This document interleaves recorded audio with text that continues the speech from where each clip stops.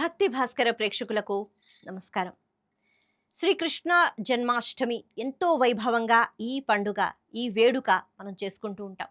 భారతదేశమంతా ఒక రోజునో, 2 రోజులను కృష్ణుడు పుట్టడం అంటేనే అది ఆ యుగానికే ఒక వైభవం. భగవంతుడు శ్రీమన్నారాయణుడు, శ్రీ మహావిష్ణువు ఆయన ఎన్నో రూపాలను, అవతారాలను స్వీకరిస్తూ ఉంటారు. అయితే పరిపూర్ణ అవతారాలు అంటే రామావతారం, కృష్ణావతారం అని అంటారు. ఈ కృష్ణావతారంలో ఎంతో వైభవం దాగి ఉంటుంది. ఎన్నో లీలలు, ఎన్నో మాయలు, ఎన్నో యుద్ధాలు, ఎంతోమంది రాక్షసుల్ని అంతం చేయటం. ఇలా మనకి ఒకటా రెండా బోలెడన్ని కనిపిస్తూ ఉంటాయి. ఇంకా చెప్పాలి అంటే కురుక్షేత్రానికి వచ్చేటప్పటికి నేను ఆయుధాలు పట్టను అని అన్న తాను రథసారథిగా ఉంటూ అర్జునుణ్ణి మంచి మార్గంలో నడిపిస్తూ ఏ రకంగా యుద్ధం చెయ్యాలి, ఎన్ని ఆపదలు ఎటు నుంచి వస్తున్నాయో తెలుసుకోలేడు కాబట్టి నేను పక్కనే ఉంటూ ప్రతి ఆపద నుంచి తొలగిస్తాను అనేటట్టుగా కృష్ణ పరమాత్మ అభయాన్ని ఇవ్వటం ఇది మనకి కనిపిస్తూ ఉంటుంది. అయితే కృష్ణుడికి ఎవరంటే బాగా ఇష్టం అని ఒక ప్రశ్న వేసుకుంటే, అవునా ఫలానా వాళ్ళు ఇష్టమా, అయితే మేము కూడా అలా అక్కడికి వెళ్ళిపోతాం, అంటే ఆ ఖాతాలో మేము కూడా చేరుతాం అని మనకు అనిపిస్తూ ఉంటుంది. కృష్ణుడు భగవద్గీతలో బోల్డని విషయాలు చెప్తాడు. ఆ విషయాలన్నీ ఇప్పుడు మనం చెప్పుకోలేం. కానీ కర్మ అనే పదం ఎక్కువగా వినిపిస్తూ ఉంటుంది. అంటే కృష్ణ పరమాత్మ కృష్ణుడిగా నిరతిశయ ఆనంద స్వరూపుడిగా రావడము, ఉద్భవించడము కంసుడు అనే రాక్షస సంహారం కోసం మాత్రమేనా? కొంతమంది రాక్షసుల్ని అంతం చేయడం కోసమేనా అంటే కాదు. ఎందుకంటే ఒక్కొక్క రాక్షసుడిని ఒక్కొక్క సందర్భంలో, ఒక్కొక్క పరిస్థితిలో అంతం చేసి ఒక్కొక్క వైభవంగా మనకి భాగవతంలో మనకి చూపించారు వ్యాసుల వారు. ఆ తర్వాత ఆంధ్రీకరించిన పోతన గారు, భాగవతాన్ని ఆంధ్రీకరించిన పోతన గారు. ఇలా ఇన్ని సందర్భాలు ఎందుకు ఏర్పాటు చేయాలి? ప్రతి సందర్భంలో భగవంతుడు ఏదో ఒకటి నేర్పిస్తున్నాడు కాబట్టి. చివరికి కురుక్షేత్రంలో నేను ఆయుధాలు పట్టను అని అన్నప్పుడు కూడా తాను ఎంతో దగ్గరగా ఉంటూ పాండవుల్ని రక్షించారు. కారణం ఏమిటి అంటే పాండవులంటే బాగా ఇష్టం, కౌరవులు ఇష్టం లేదు అన్నది కాదు. భగవంతుడు ఎప్పుడూ ధర్మ పక్షపాతి. ఆయనకి ధర్మం ఎవరైతే పాటిస్తారో వాళ్ళతో ఆయన ఉంటారు. ధర్మం ఎవరైతే పాటించరో వాళ్ళని ఆయన విడిచిపెడతారు. అది ఎవరైనా కావచ్చు. కాబట్టి ఆయనకి ధర్మం ముఖ్యము. మనం కృష్ణ పరమాత్మని స్మరించుకుంటున్నప్పుడు 3 రకాలుగా, అంటే చాలా చిన్నగా ఉన్నప్పుడు కృష్ణుడు చేసిన అద్భుతమైన లీలలు, మాయలు ఇవన్నీ ఒక ఎత్తు అయితే, ఆ తర్వాత కొద్దిగా పెద్దయిన తరువాత కంసుడు అనే తన మావయ్యను ముందుగా చంపి ఆ తర్వాత నుంచి ఎంతోమంది రాక్షసుల్ని చంపటం, ఇది మనకి రెండో భాగంగా కనిపిస్తూ ఉంటుంది. ఇక మూడో రకంగా మనం చూసినట్లయితే కురుక్షేత్రంలో తాను యుద్ధం చెయ్యకుండా ముందుకి నడిపించటం అన్నది కనిపిస్తుంది. ఇక్కడ కూడా అంటే ప్రతి ఒక్క దీంట్లో అంటే చిన్నప్పుడు చేసిన లీలలలో, ఆ తర్వాత రాక్షస సంహారంలో, ఆ తర్వాత ఆయన గురువుగా భగవద్గీతను అందించే ప్రక్రియలో అంతా మనకి నేర్పిస్తూనే ఉన్నారు. ఆ ఏం నేర్పిస్తున్నారు అన్న విషయాన్ని భాగవతాన్ని ఎన్నిసార్లు చదువుకున్నా బహుశా మనకి అర్థం కాదేమో. ఎందుకు అంటే పై విషయాలపైనే మనం ఎక్కువగా ధ్యాస పెడుతూ ఉంటాం. భీష్ముడు ఆయన అంటే ఇక అంపశయ్య మీద నుంచి ప్రాణాలు విడిచిపెట్టే సమయంలో కృష్ణ స్తుతి చేస్తారట. భీష్మాచార్యులు వారే కదా విష్ణు సహస్రనామాలు మనకు అందించారు. నేడు మనం చదువుకుంటున్న విష్ణు సహస్రనామాలు అంపశయ్య మీద భీష్మాచార్యులు వారు శ్రీకృష్ణ పరమాత్మను ఆ పాదమస్తకం చూస్తూ స్తుతించిన నామాలు, స్తోత్రం అని చెప్పుకోవాలి.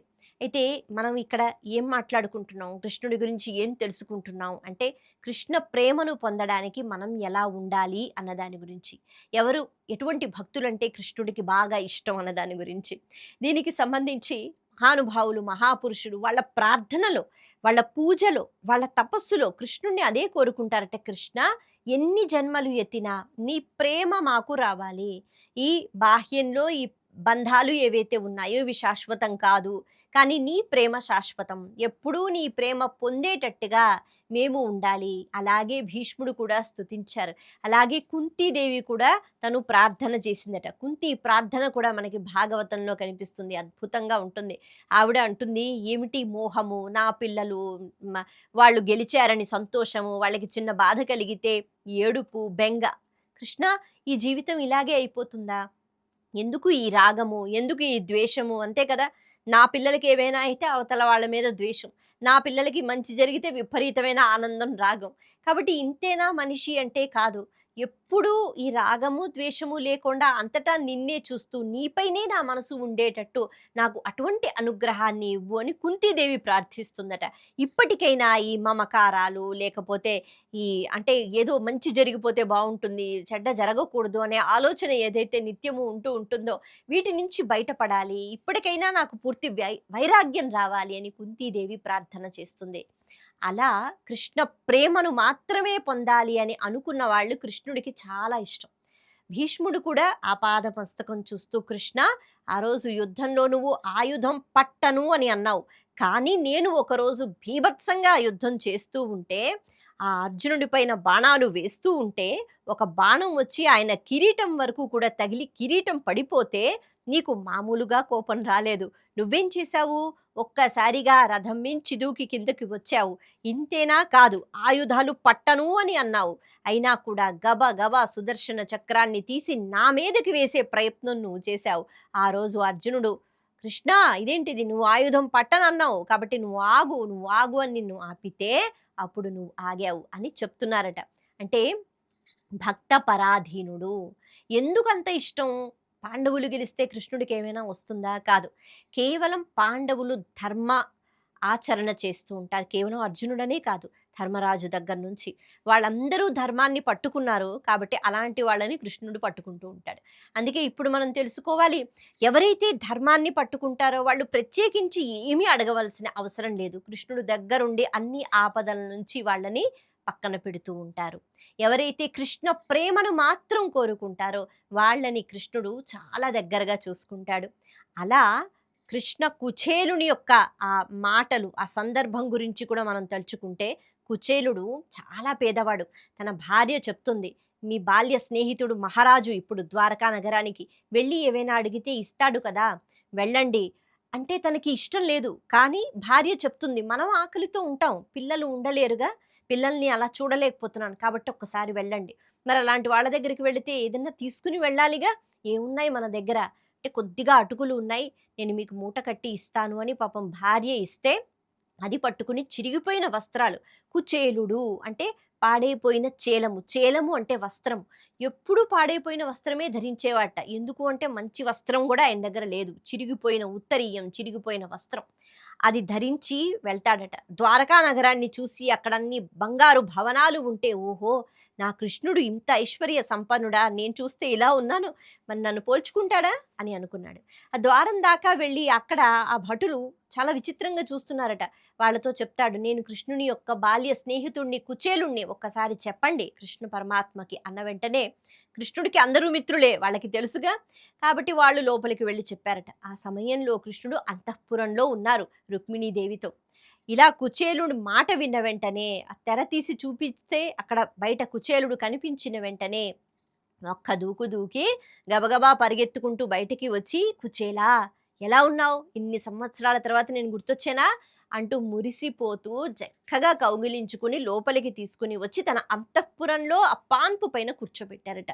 అక్కడ ఉన్న భటులందరూ ఆశ్చర్యపోతున్నారు, మంత్రులతో సహా. నారదుడికి కూడా ఈ గౌరవం లేదు, వ్యాసుల వారు వచ్చారు, ఎంతోమంది మహర్షులు వస్తారు, ఎవరికి ఇంత గౌరవం లేదు, ఈ పేద బ్రాహ్మణుడికి ఇంత గౌరవమా? కూర్చోబెట్టారట. బంగారు పళ్ళల్లో కాలు కడిగి ఆ నీళ్లు తల మీద వేసుకుని రుక్మిణీదేవికి వేశారు. ఆ తర్వాత తణుగుతున్నారట, కృష్ణ ఏమిటి తణుగుతున్నావు అని అంటే, నువ్వు మరి నా గురించి ఆలోచించవా, నాకేమి తీసుకురావా, మన గురువుగారు చెప్పారు కదా, ఏదైనా తీసుకుని వెళ్ళాలి, పెద్దవాళ్ళ దగ్గరికి వెళ్ళినప్పుడు లేకపోతే ఎవరి దగ్గరికైనా వెళ్ళినప్పుడు మరి నువ్వు తీసుకురాకుండా ఉండవు కదా అని తడిమి తడిమి మరి ఆ అటుకులు కనిపెట్టి ఆయన తీసుకుని అలా గుప్పెడి నోట్లో వేసుకున్నారట. అంటే కుచేలుడు ఇవన్నీ చూసి మురిసిపోతున్నాడు. ఇంత ప్రేమ చూపిస్తాడా కృష్ణుడు? నా దగ్గర డబ్బు లేదు గానీ కృష్ణుడు అంత ప్రేమని చూపిస్తున్నాడు. కారణం ఏమిటి? కుచేలుడు ధార్మికమైన జీవితాన్ని గడిపేవాడు. అందుకే కృష్ణుడికి చాలా ప్రియంగా ఉండేవాడు. అలా నోట్లో వేసుకున్నట్ట ఇంకో పిడికిడు తీస్తూ ఉంటే రుక్మిణీదేవి ఆపుతుందట. ఆగండి స్వామి, ఒక పిడికిడు వేసుకుంటేనే మీరు మొత్తం 14 భువనాలలో ఉన్న ఐశ్వర్యం, లేకపోతే వాళ్ళకి సంబంధించి 10 తరాల వరకు తరగిపోని ఐశ్వర్యం వాళ్ళకి ఇచ్చేశారు.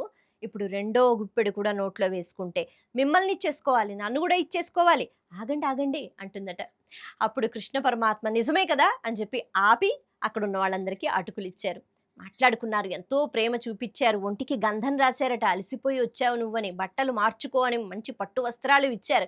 మన్నాడు పొద్దున్న కుచేలుడు ఏమీ అడగకుండా ఆ ప్రేమను పొంది మురిసిపోయి తన చిరిగిపోయిన వస్త్రాలు తిరిగి వేసుకుని ఇంటికి బయలుదేరుతున్నాడు. వస్తాను కృష్ణ అంటే వెళ్ళిరా అన్నట్ట, చేతిలో ఏమీ పెట్టలేదు. దారిలో కుచేలుడు అనుకుంటున్నట్ట, ఇదేంటిది, కృష్ణుడు నా అవస్థ చూసి కూడా ఏమీ ఇవ్వలేదు. అలా ఎందుకు ఇవ్వలేదంటే బహుశా ఐశ్వర్యం ఇస్తే నా ప్రవర్తన మారిపోతుందేమో, కృష్ణుడిపై నా ప్రేమ తగ్గిపోతుందేమో, కృష్ణుడికి తెలుసుగా, అందుకనే నాకు ఐశ్వర్యం ఇవ్వలేదు అని ఇంకా మురిసిపోతూ కృష్ణ ప్రేమని తలుచుకుంటూ వెళ్ళిపోతున్నట్ట. వెళ్ళిపోతుంటే తన ఇల్లు కనిపించింది, అక్కడ ఇల్లు లేదు, పూరే గుడిసె లేదు, పెద్ద భవనం ఉంది, మెరిసిపోతోందట. అక్కడి నుంచి లోపల పట్టు వస్త్రాలతో ఆభరణాలతో లక్ష్మీ కళతో భార్య పరిగెత్తుకుంటూ వచ్చి, మీ స్నేహితుడు చూశారా కృష్ణ పరమాత్మ ఎంత ఐశ్వర్యం ఇచ్చారో అందట. ఆయన చూసి ఆశ్చర్యపోయారు. ఈయన అడగలేదు, ఆయన ఇస్తానని అనలేదు. కానీ కుచేలుడు పాటించిన ధర్మం కృష్ణుడికి ఇష్టం. మురిసిపోయాడు. కృష్ణుడు చూపించిన ప్రేమ, ఇంతకన్నా ఐశ్వర్యం నాకొద్దని కుచేలుడు మురిసిపోయాడు. అంతేగాని మళ్ళీ తిరిగి వెళ్ళి కృష్ణ నాకేదోటి ఇవ్వు, మర్చిపోయాను అడగటం అని అనలేదు. అలా ఉంటుంది కృష్ణ ప్రేమ. కాబట్టి అడగకపోయినా మొత్తం ఐశ్వర్యం ఇచ్చేశాట, కుచేలుణ్ణి ఐశ్వర్యవంతుడు చేసేశాడు. అలా ఉంటుంది కృష్ణుని ప్రేమ. కాబట్టి ఎవరైతే ధర్మాన్ని పట్టుకుని ఉంటారో, ఎవరైతే కృష్ణ ప్రేమ మాత్రమే కోరుకుంటారో వాళ్ళని కృష్ణుడు ఎప్పుడూ విడిచిపెట్టడు, వాళ్ళతోనే ఉంటాడు. నమస్తే.